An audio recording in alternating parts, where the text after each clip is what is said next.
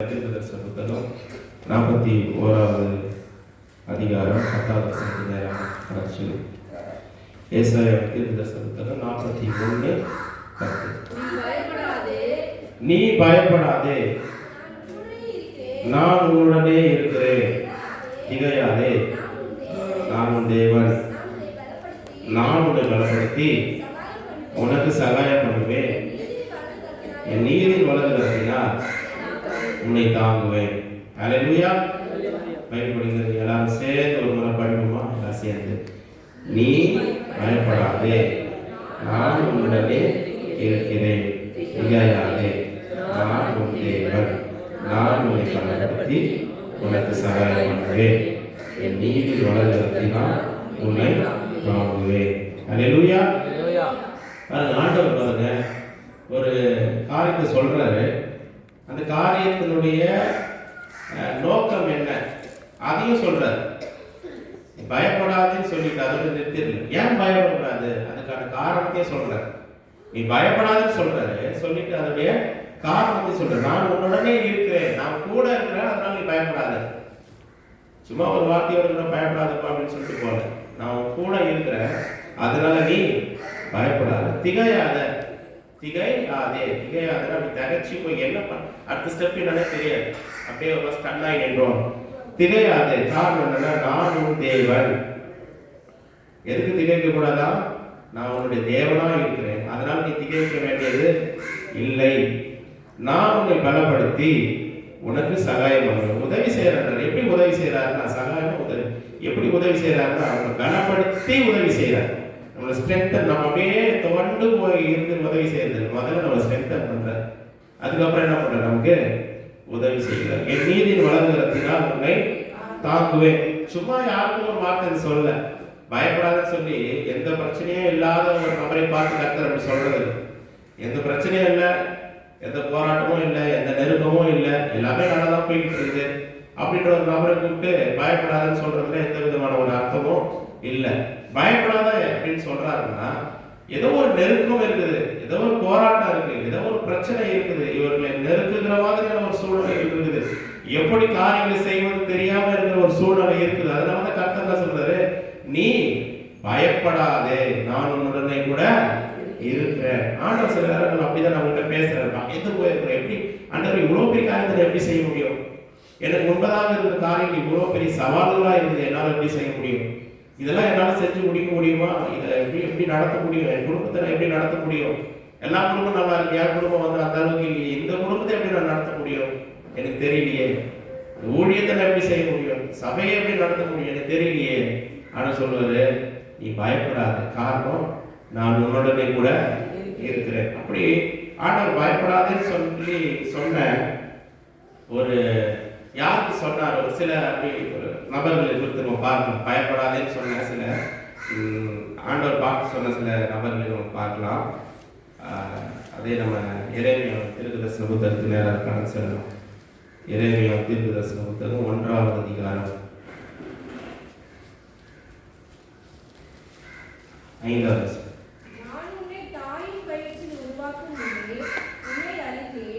நான் கர்த்தர் 4வது வசனத்தை பாருங்க. கர்த்தருடைய வார்த்தை எனக்கு உண்டாகி அவர் சொல்றாரு பாருங்க 5ல, நான் உன்னை தாயின் வயிற்றில் உருவாக்கும்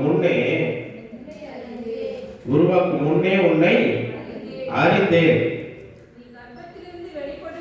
நீ கர்ப்பத்திலிருந்து வெளிப்படும் முன்னே நான் உன்னை பரிசுத்தம் பண்ணி உன்னை ஜாதிகளுக்கு தீர்க்கதரிசியாக கட்டளையிட்டேன் என்று சொன்னார். ஹல்லேலூயா. எல்லாமே தாயின் வயிற்றில் இருக்கும் பொழுதே முடிஞ்சிருச்சு. கான்செக்ரேஷனு, ஆர்டினேஷன் எல்லாமே முடிஞ்சிச்சு. தாயின் வயிற்றில் இருக்கும் பொழுதே முடிஞ்சிச்சு. கர்த்தர் நம்ம எப்போ அபிஷேகம் பண்றாரு அப்படின்னா, தாய் வயிற்றில் இருக்கும் பொழுதே நம்ம என்ன முடியாது, அபிஷேகம் ஆர்டினேஷன் அங்கேயே முடிஞ்சிருக்கு. வெளியே ஜனங்கள் சில காரியம் தெரிவதற்காக சில காரியம் பண்றோம், ஆனால் அதுக்கப்புறம் தான் நடக்கத்தில்லை. தாய் வயிற்றில் இருக்கும் போதே கர்த்தர் மாதிரியான காரியங்கள் செஞ்சிருக்காரு. கர்ப்பத்திலிருந்து வெளிப்படும் முன்னே நான் உன்னை பரிசுத்தம் பண்ணி உன்னை ஜாதிகளுக்கு தீர்க்கதரிசியாக கட்டளையிட்டேன் என்று சொன்னார். ஹல்லேலூயா. யாருக்கும் சொல்ற வார்த்தை நம்ம நினைக்கூடாது. ஹல்லேலூயா. ஏன் இருக்கிறவங்க கர்த்தருக்காக தீர்க்கதரிசிகளை எழுப்பக்கூடாதா? ஹல்லேலூயா. கர்த்தருடைய சமூகத்தில் உட்கார்ந்தோம் அப்படின்னா ஒவ்வொருத்தரையும் கர்த்தர் தீர்க்கதரிசியாக எடுத்து பயன்படுத்துவார். அவருடைய வார்த்தையை சொல்லுகிற அவருடைய வாயால கர்த்தர் நம்ம என்ன பண்ணுவார், எடுத்து பயன்படுத்துவார். அப்படிப்பட்ட தாகம், அப்படிப்பட்ட வாஞ்சை நமக்கு உண்டாகிறது. சின்ன பையனா இருக்கிறார் எரேமியா தீர்க்கதரிசி. ஆண்டவர் சொல்றாரு, ஜாதிகளுக்கு, ஜாதிகள்னா நேஷன்ஸ், தேசங்களுக்கு உன்னை தீர்க்கதரிசியாக கட்டளையிட்டேன் என்று சொன்னார். அப்போ ஆண்டவர் இந்த வார்த்தையை சொல்றாரு, அதுக்கு அவர் ரிப்ளை பண்றாரு பாருங்க. ஆண்டவர் சொல்றாரு, உன்னை தீர்க்கதரிசியாக அப்படின்னு அழைச்சிருக்கிற ஜாதிகளுக்கு, தேசங்களுக்கு உன்னை தீர்க்கதரிசியாக அழைத்தேன் என்று சொல்றாரு. அதுக்கு அவர் ரிப்ளை பண்றாரு பாருங்க. என்ன சொல்றாரு, ரெஸ்பாண்ட் பண்றாரு.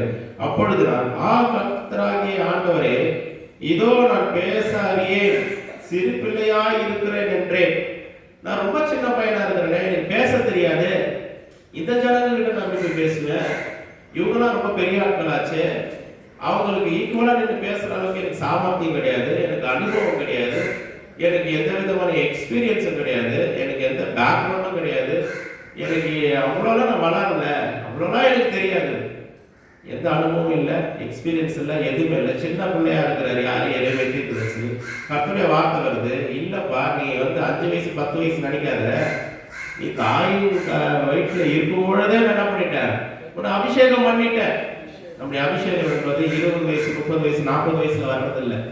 கர்த்தர் எப்ப அபிஷேகம் பண்றாங்க, தாயின் வயிற்றுல இருக்கும் பொழுதே நம்ம என்ன பண்றாரு, ஆனாயும் பண்ணிடுறாரு, அபிஷேகம் பண்ணி விடுறாரு. அந்த கிருபை உனக்குள்ளதான் இருக்குது, அந்த வல்லமை உனக்குள்ளதான் இருக்குது, அந்த வரங்கள் உனக்குள்ளதான் இருக்கு. சிறு பிள்ளை நீ சொல்லாத, அதே சொல்றாரு பாருங்க 7ஆம் வசனத்துல.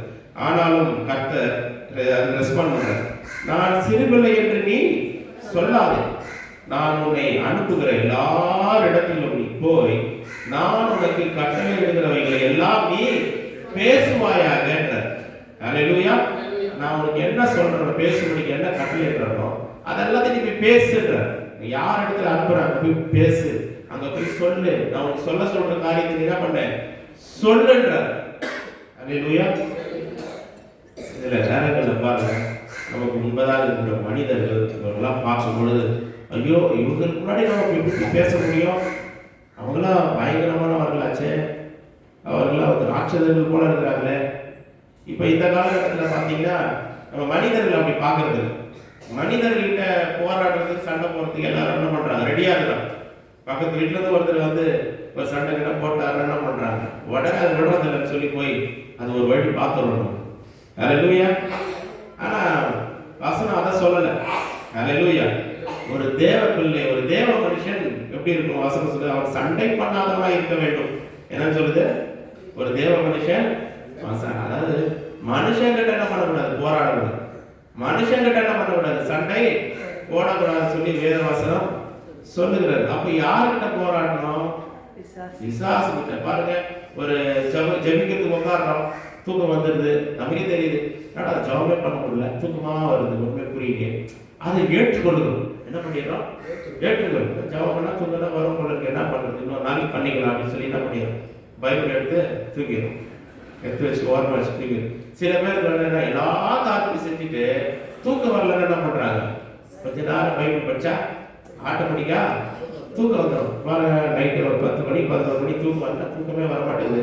கொஞ்ச நேரம் பைபிள் எடுத்து வச்சு படிச்சோம்னா ஆட்டோமேட்டிக்கா தூக்கம் வரப்போகுது. நம்ம ஏன் ரிஸ்க் எடுக்கணும் அப்படின்னு சொல்லிட்டு தூங்குறதுக்காக என்ன பண்றாங்க, பைபிள் எடுத்து படிக்கிறார். ஆனா அதுக்கு முன்னாடி ஒரு யுத்தம் நடந்து கொண்டு இருக்கிறது, ஒரு ஆவிக்குரிய யுத்தம். ஜபிக்க கூடாதபடிக்கு, வேதத்தை தியானிக்க கூடாதபடிக்கு ஒரு யுத்தம் நடக்குது. அதை என்ன யோசிக்கிறோம், நம்ம அதை ஏற்றுக்கொள்றோம். பரவாயில்ல, தூக்கம் தானே வந்துட்டு போகுது, பரவாயில்ல, ஜபதானே பண்ண முடியல, வேற தானே வாசிக்க முடியல, பரவாயில்லன்னு சொல்லி என்ன பண்ணிடுறோம், ஏற்றுக்கொண்டுறோம். சில நேரங்களில் ஊழியத்தில் வருகிற சவால்கள், போராட்டங்கள் வரும் பொழுது, ஐயோ நம்மளால முடியாது, இதெல்லாம் செய்ய முடியாது, ஊழியமாக அதாவது என்னங்க செய்ய முடியும், ஒரே போராட்டமா இருக்கு, ஒரே பிரச்சனையா இருக்கு. என்ன யோசிக்கிறோம், மனிதர்கள் மூலமா சில நேரங்களில் போராட்டங்கள் வரும், சில கூட இருக்கிறவங்க மூலமாக சில நேரங்களில் போராட்டங்கள் வரும். எதை கண்டுபிடிக்கிறோமோ அதை கண்டுபிடிக்கணும். எப்படின்னா, பகுத்தறிகிற வரம் நமக்கு ரொம்ப தேவை. மனிதர்கள் அல்ல, மனிதர்கள் எல்லாரும் நல்லவர்கள் தான், மனிதர்கள் எல்லாருமே நல்லவர்கள் தான். ஆனாலும் அவர்கள் மூலமாக கிரியை செய்து கொண்டிருக்கிற ஆவிகளின் சேனைகள் இருக்கிறது. அல்லேலூயா. அந்த ஆவியின் சேனைகளை நம்ம என்ன பண்ணுவோம், அடையாளம் காண வேண்டும். இது என்ன ஸ்பிரிட்? டக்குன்னு பாருங்க, அப்படி ஆள் மாதிரி நல்லா தான் பேசிட்டு இருப்பாங்க, திடீர்னு டிஃப்ரெண்டா பேச ஆரம்பிச்சிடுவாங்க.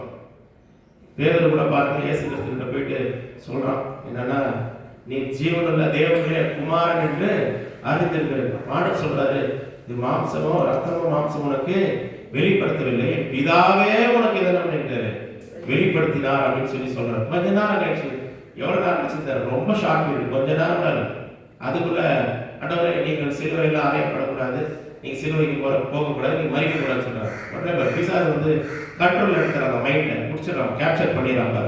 ஆண்டவர் சொல்றாரு, என்னப்பா நீ எப்படி சொல்றிய, ரொம்ப கூட நெருங்கி பாடுகிற, பரவாயில்ல நீ சொன்ன ஒரு வார்த்தை கேட்டுதான் ஆகணும், பரவாயில்ல அதையும் நம்ம யோசிக்கணும்னு சொல்லலை. அப்பாவே போ சாத்தானே. ஹல்லேலூயா. சில நபர்களை பார்க்கும்போது தெரியும், அது அவங்க பேசல, அது அவங்க பேசல, உள்ள சில ஆவிகள் என்ன பண்ணணும், அப்படியே அந்த வார்த்தையை கொடுக்கும், அந்த வார்த்தைகளை இதை எடுத்து என்ன பண்ணுவாங்க, பேசுவாங்க. என்ன சொல்றாங்க, அப்பால போ சாத்தான், எதிரில் சொல்றாதீங்க, எதிரில் சொல்லிடாதீங்க, அது ஒரு பெரிய பிரச்சனையாயிடும். அவங்களுக்கு தெரியாமலே சொல்லுங்க, அப்பால போ சாத்தானு சொல்லி அவங்களுக்கே தெரியாம சொல்லுங்க. காரணம் அவங்களுக்கு உதவிதான் செய்யுங்க, என்ன பண்றீங்க, உதவிதான் செய்யறாங்க. ஏன்னா அவங்க இடம் கொடுக்குறாங்க. நம்ம பிசாசுக்கு இடம் கொடாதீர்கள், பைபிள் சொல்லுதுங்களா, இடம் கொடாதீர்கள். அவங்க இடம் கொடுக்கறதுனால அவங்க செய்யறாங்க. இயேசு இல்லாம என்ன பண்ணணும், கடிந்து கொள்ளும். சில நேரங்களில் பாருங்க, எல்லாரும் சொல்லி கொடுத்தாங்க சின்ன வயசுல, ஒரு ரோட்ல போகும்போது எங்கேயாவது ஒரு சண்டை போட்டுட்டு இருந்தேன், ஒரு ஓரம் சண்டையை பார்த்துட்டு அப்படி கிராஸ் பண்ணி போயிடுவேன். ஓரமா நின்று அந்த சண்டை, அந்த ஆவியெல்லாம் கட்டி கடித்து அப்படியே கட்டி ஜோம் பண்ணுவோம் பாருங்க. கொஞ்ச நேரத்தில் அப்படி கலந்து எல்லாம் போயிடுவாங்க. அது கண்ணு காணாம என்ன பண்ணிடுவாரு, போயிடுவாங்க. சில குடும்பத்தில் சில நேரங்களுக்கு போராட்டம் வரும். இது ஏன் வருதுன்னு நமக்கு தெரியும். நல்லா தானே பேசிட்டு இருந்தோம், ஏன் சண்டை வருது, நல்லா தானே போயிட்டு இருந்துச்சு, ஏன் பிரச்சனை வருது, பின்னாடி கிரியை செய்து கொண்டிருக்கிற ஆவிகள். அந்த ஆவிகளுக்கு இடம் கொடுக்கறதுனால வீட்டில் வந்து என்ன பண்ணுது, சமாதானத்தை எப்படியாவது கெடுத்து போட்டுறணும், எப்படியோ நிம்மதியை கெடுத்து போட்டது செயல்படுது. நம்ம என்ன பண்ணணும், ஆவிக்குரியவர்கள் அதுக்காக கடிந்து ஜெபிக்க வேண்டும். இதே போல சபையில கூட அது நடக்கும். சபையில கூட சில ஆவிகள் போராடும், சபையில குழப்பங்கள் வரணும், சபையில வந்து பிரச்சனைகள் வரணும், சபையில வந்து பிரிவினை உண்டாகணும், ஆவிகள் போராடும். அதை இனம் கண்டுகொண்டு கடிந்து கட்டி தேவனுடைய சமூகத்தில் ஜெபிக்க வேண்டும். அதுக்காக தான் பாஸ்ட் மட்டும் ஜெபம் பண்ண போதாது, பாஸ்ட் மட்டும் ஜெபம் பண்ண, சபையார் எல்லாரும் ஜெபிக்க வேண்டும், எல்லாரும் ஜெபிக்க, குடும்ப குடும்பமாக ஜெபிக்க வேண்டும். குடும்ப ஜெபம் ரொம்ப ரொம்ப அவசியம். வீடுகளில் பார்த்தீங்கன்னா குடும்பத்தில் ஒரு ஒரு எவ்வளோ நேரம் ஜெபம் பண்ணலாம் சொல்லுங்க, குடும்பத்தில் எவ்வளோ குடும்ப ஜெபம் எவ்வளோ நேரம் வைக்கலாம் சொல்லுங்களேன். Very good. குடும்ப ஜெபம் 15 நிமிஷம் பண்ணா கரெக்ட். ஹல்லேலூயா. அதுக்கு மேலே பண்ணணும்னு அவசியம் இல்லை. ஏன்னா நம்ம உட்காரணும் ஒன்றா, அதுதான் ரொம்ப முக்கியம். ஆண்டவருடைய சமூகத்தில் எல்லாரும் கூடி உட்கார்ந்து ஒரு பாட்டு பாடி ஒரு ஜெபம் பண்ணி காரியங்களுக்காக, குடும்பத்துக்கு தேவைகளுக்காக, சமாதானத்துக்காக ஜெபிக்கணும். குடும்ப ஜெபம் பண்ணுறேன்னு சொல்லி 1.5 மணி நேரம் ஜெபம் பண்ணணும்னா அடுத்த நாள் அந்த டைம் வரும்போது என்ன ஆகிடுவாங்க, எல்லாம் அப்ஸ்கார்ட் ஆகிட்டு போயிடுவாங்க. ஐயோ ஜெபமா அப்படின்னு சொல்லி நீங்கள் பண்ணிட்டே இருக்கிறத வந்து 2 பேரும். ஆனால் 15 நிமிஷம் எல்லாராலும் பண்ண முடியும். 15 நிமிடங்கள் எல்லாருமே என்ன பண்ண முடியும், பண்ண முடியும். சரி 15 நிமிஷம் தானே, கொஞ்ச நேரம் ஜெபத்தில் உட்காரலாம். நம்முடைய சபையில் இருக்கிற எல்லா சபை குடும்பத்தார் யாவரும் ஒரு நாளைக்கு 15 நிமிடமாவது குடும்ப ஜெபத்தை ஏறெடுக்க வேண்டும். எத்தனை பேர் அப்படி ஜெபம் நல்லா ஜெபிக்க போறேன்னு சொல்றவங்க ஒரு அலையில சொல்லுவோம். ஹல்லேலூயா. கையை தூக்கலாமே, இது தவறான ஒரு காரியம், நல்ல காரியம் தானே. கையை தூக்கலாமே, கையை தூக்கலாமே, நல்லா தான் தூக்குங்களேன், கையெல்லாம் தெரியலாம. சபையில சபை குடும்பங்கள் எல்லாருமே இருக்கும், கணவன் இருக்கணும், மனைவி இருக்கணும், பிள்ளைகள் இருக்கணும், எல்லாருமே கூடி எந்த டைம் கரெக்டாக இருக்கும் பாருங்க. ஒரு 15 நிமிடம் ஜெபித்தா ரொம்ப நல்லா. சில நேரங்களில் வீட்டுக்கு வேலைக்கு போயிருப்பார், வர்றதுக்கு ரொம்ப லேட் ஆகிடும், 11 மணி கூட ஆகும். அந்த மாதிரி சூழ்நிலை அவர் இல்லைன்னா கூட என்ன பண்ணணும், வீட்டில் இருக்கிறவங்க தாயார் நம்மளை ஜெபிக்கணும், பிள்ளைகளோடு என்ன பண்ணணும், சேர்ந்து கண்டிப்பாக ஜெபிக்கணும். உங்களுடைய ஜெபம் அவருக்கே பாதுகாப்பாக இருக்கும். ஹல்லேலூயா. எல்லா விதத்திலும் நம்முடைய சபை ஜெபிக்கிற சபையாக அது மாறும். குடும்பமாக ஜெபிக்கணும். தனிப்பட்ட ஜெபம் நமக்கு தேவை. அதே போல குழுவாக ஜெபிக்கிற ஒரு அனுபவம் தேவை. ஒரு 4 பேர் 5 பேர் சேர்ந்து சபையில ஜெபிக்கிற அந்த மாதிரியான ஒரு அனுபவம் வந்துச்சு அப்படின்னா நம்முடைய சபையில பாருங்க ஆத்துமாக்கள் நிரம்பி வழியும். ஹல்லேலூயா. நம்ம எந்த விதமான முயற்சியும் பண்ணாம சபையில மாற்றங்கள் வராது.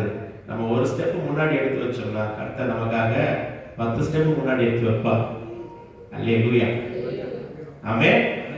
முயற்சி நம்ம பண்ணணும், ஸ்டெப் நம்ம எடுத்து வைக்கணும். அவர் காரியம் ஜெயத்தை கொடுக்கிறவர் அவர். பாருங்க சொல்றாரு எரேமியா பார்த்து, ஆனாலும் கர்த்தர் நான் சிறுபிள்ளை என்று நீ சொல்லாது, நான் உன்னை அனுப்புகிற எல்லாரிடத்திலும் நீ போய் நான் உனக்கு கட்டளையிடுகிற எல்லாம் நீ பேசுவாயாக. சிலருக்கு வந்து பாருங்க பயம். என்ன பயம் அப்படின்னா, மனுஷன்னு சொல்லிட்டு முன்னாடி வைக்காதீங்க. மனுஷனை பார்த்து நம்ம யாரும் பயப்படுறது, மனுஷனுக்கு சண்டை போடுறதுக்கு நிறைய பேர் முடியாது, அப்படி கிடையாது. எதுக்கு பயப்படுறோம் அப்படின்னா, இல்லைங்க அது ஒரு இதுங்க, ஜெபம் பண்ணா அந்த ஆவி வந்து அடிச்சிடுங்க, ஜெபம் பண்ணா அது வந்து பின்னாடி நமக்கு தாக்கிடுங்க, அதனால என்ன பண்ண முடியும், அதுக்காக தான் கற்று சொல்றோம்.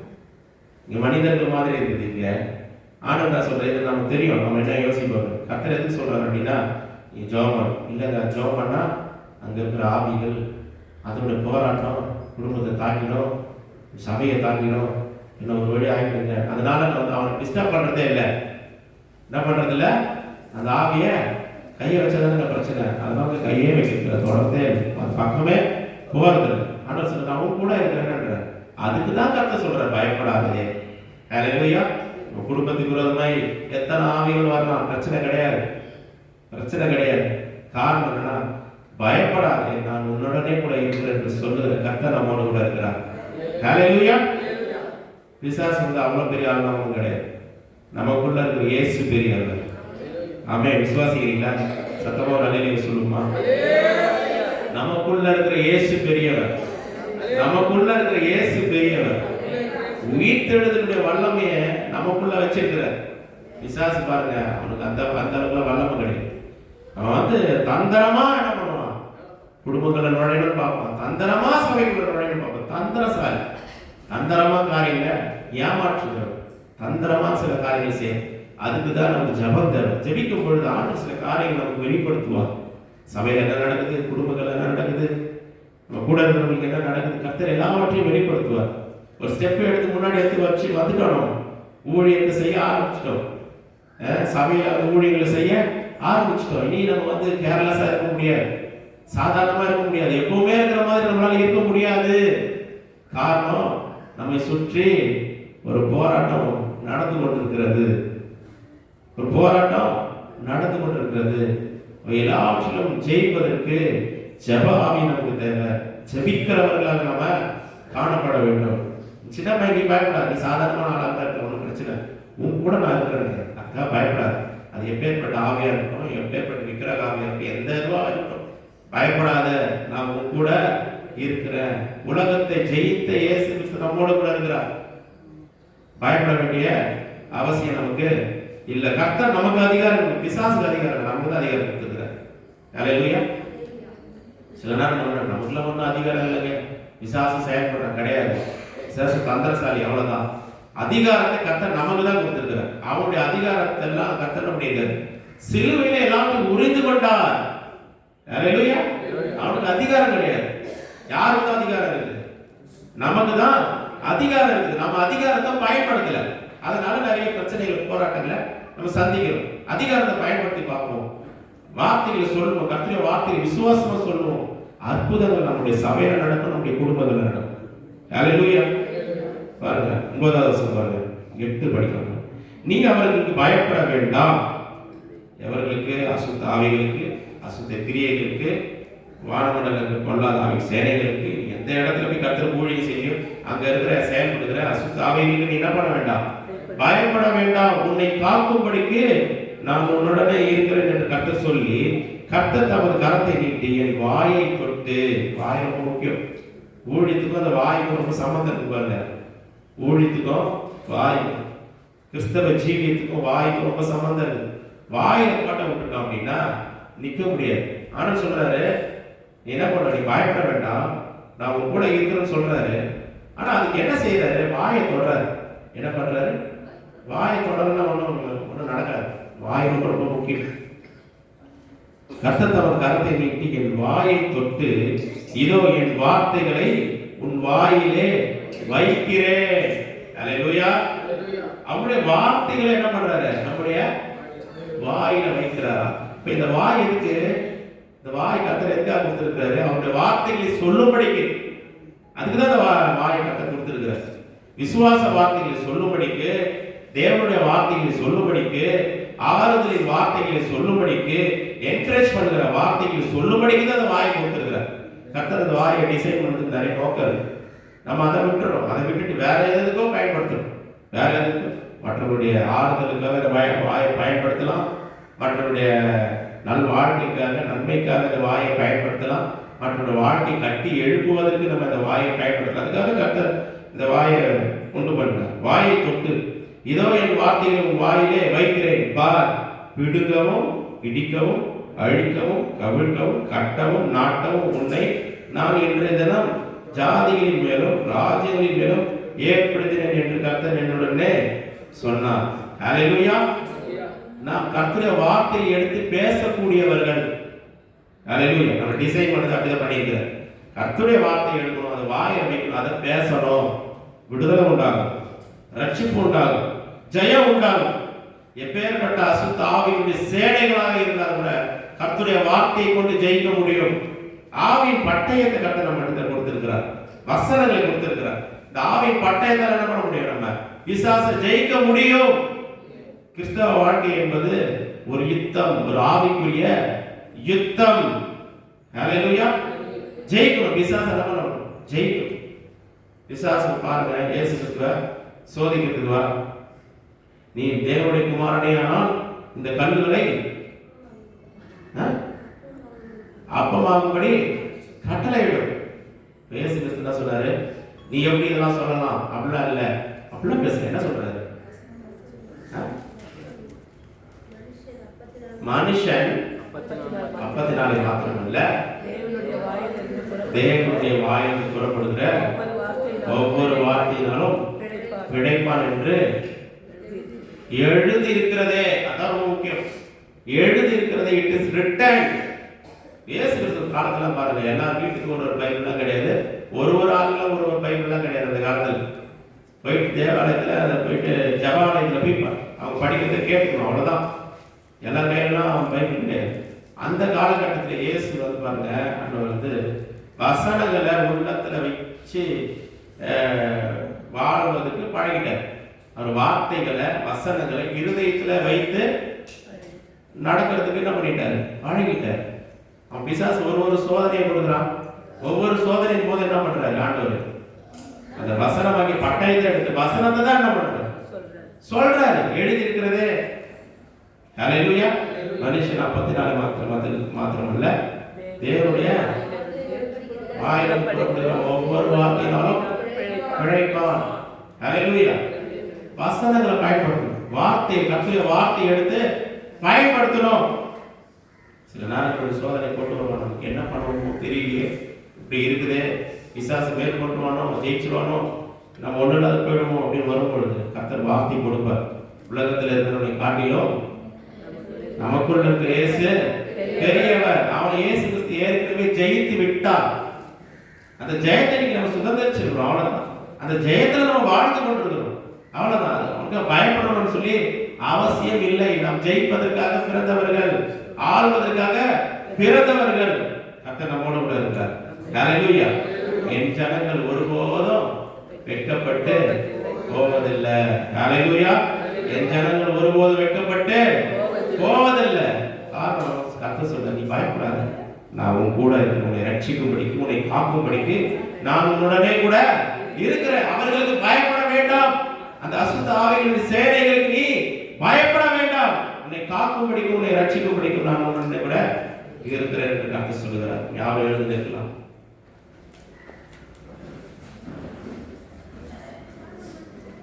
ஸ்தோத்திரம், ஸ்தோத்திரம். நன்றி தகப்பனே, ஸ்தோத்திரம். ஆண்டவரே ஸ்தோத்திரம். கர்த்தாவே, இந்த உலகத்தில் இருக்கிறவங்க காட்டிலும் எங்களோட கூட எங்களுக்குள்ள இருக்கிற நீ பெரியவராக இருப்பதற்கு ஸ்தோத்திரம். ஜெய கிறிஸ்துவானவர் நீர் எங்களோடு கூட இருப்பதற்கு ஸ்தோத்திரம். ஜெயத்தை நீ கொடுக்கிறீர், வெற்றியை நீ கொடுக்கிறீர், சுகத்தை நீ கொடுக்கிறீர், உயர்வை நீ கொடுக்கிறீர், மேன்மை நீர் கொடுக்கிறீர். எங்களை ரட்சிக்கும் படிக்கும் காக்கும் படிக்கும் கர்த்தர் நீர் எங்களோடு கூட இருக்கிற அப்படின்னு ஸ்தோத்திரம். இந்த வார்த்தைகளின் மூலமாக நிரூபிப்பீராக.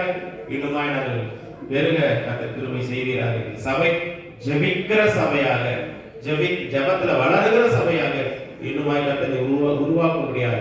ஜெபிக்கணும். அதிசயங்களை செய்யுங்க, அற்புதங்கள் செய்யுங்க. தொடர்ந்து ஜெபிப்போம். இறுதியாக நம்ம ஹalleluya.